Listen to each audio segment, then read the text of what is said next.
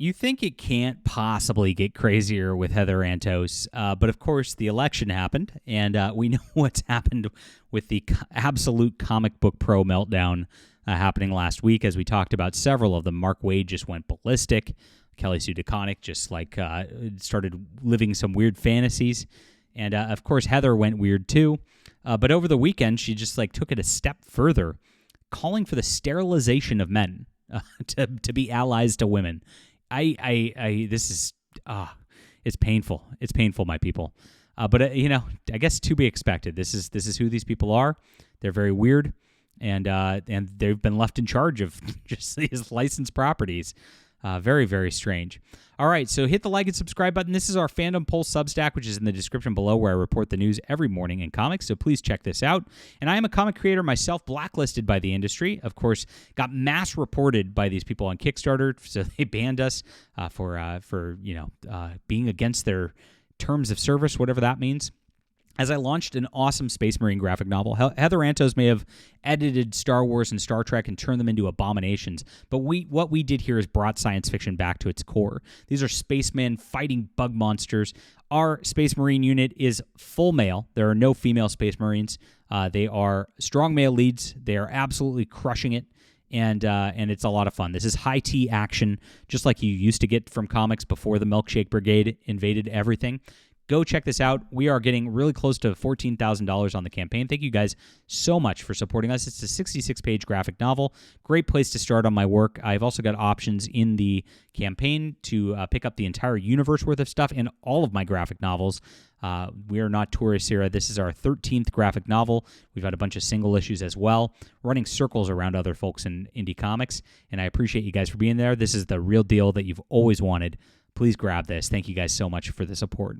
So yeah, Heather Antos back at it again, and we'll analyze her tweets, or I guess her blue sky. What do they call them? Posts? Yeah, boring. In just a moment. And she's still on actual Twitter, protected tweets at this point. So scared. She's so scared of all those Trump people who might read comic books, as she should be. I mean, it's ridiculous. I was just reading the most recent graphic novel of the Star Trek ongoing series, which is painful. That series really is horrible fan fiction, and they bring one member of every cast from it's a ship run by Captain Sisko, but Beverly Crusher's the doctor, Scotty's the engineer, Tom Paris is the from Voyager is the helmsman. It's really painful. And in this one, they're going against some lizard people, and there's some weird Starfleet special ops going on and all that in the background. But what throws you out of the story is they made up a couple of characters. There's a Vulcan and an Andorian, and whenever they add their own characters into these things at this point, they always make them into a representation. And so the Vulcan character, they make this whole speech where Captain Sisko's talking to an admiral about things, and he just talks about the Vulcan as a they/them. I'm dead serious. The Vulcan's got the half-shaved head and the like. This is from earlier in the series when they first did it. You can see the shaved head here, and look at this. If I might do sir, I have a query. Don't, Talir. Talir, by the way, Vulcan is a female prefix name. So Vulcans, that's something that is very interesting right there. So I apologize for any secondhand embarrassment, Lily, but logic dictates I act in the best interest of the Theseus and their crew. So by the way, he's calling the ship a they/them also. Her crew, ships are girls, yes, and that's how it traditionally is. The gender binary is illogical, and we both know it. So by the way, this is not logical whatsoever, because Talir, I'm pretty sure, has a male genitalia. And so he is a him, not a they/them. Just like a ship. If you wanted to go illogical about it, he said you could say assigning a gender to a ship is illogical, but talking about it as a gender binary being illogical is in fact illogical, because Vulcans have males and females, as do humans. Now Andorians are different, but again, not a logic situation right there. And it just goes to show these people are more interested in inserting their political crap than any sort of storytelling that makes any sense. A Vulcan would not act like this. Later on in the series, as I said, you learn that this dude's a full they/them. So we literally have they them Vulcans running around in Starfleet now. It's insane. This is what Heather Antos has done. And so she's, of course, going off on the election. This is the craziest thing maybe I've seen posted, period. Dear men, you really want to be an ally to women right now? Get a vasectomy. So like making sure the human race can't reproduce is being an ally to women right now. This is all coming in like this like aftermath where like these women are like shaving their heads and saying they're going to go on a sex strike against Trump supporters, and they're some of them are vowing off men entirely because men voted for Trump, which is interesting because most suburban white women also voted for Trump. So these are just weirdos who either can't have babies or aborted all their babies and have blue hair, half shaved heads already.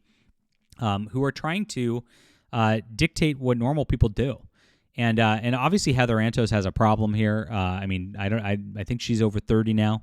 Definitely doesn't have children of her own, and it's like you could tell the mental illness is really setting in at this point, because this is crazy to demand men do this.